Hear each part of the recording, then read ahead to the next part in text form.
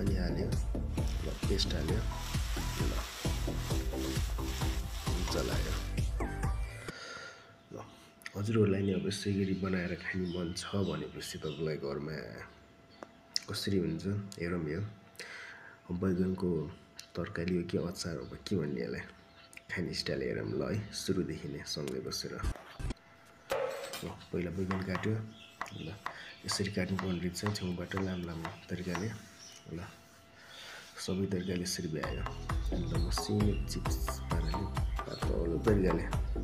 cutting गऱ्यो दामी तरिकाले सबलाई मसिनो बनाएर सक्यो ल सब बनाएर खुर्सानी र लसुन हाल्यो त्यहीमाथि बैगन खुर्सानी फेरि क्याप्सिकम चलायो एकछिन मजाले 5 मिनट जति फेरि नुन सुन अनि कलर अनि पेस्ट अनि सुक्की हाल्यो सबै चलायो लास्टमा फेरि यसरी बन्ने रहेछ खाने स्टाइल अब हजुरहरूलाई नि यसै गरी कसरी खानु मन लाग्छ है बनाएर खाँदा हुन्छ देखिहाल्नु भयो यस्तै भिडियो मन पर्यो अनि कुकिङ सम्बन्धीको लागि लाइक एन्ड सेयर सब्सक्राइब गर्नु जस्तो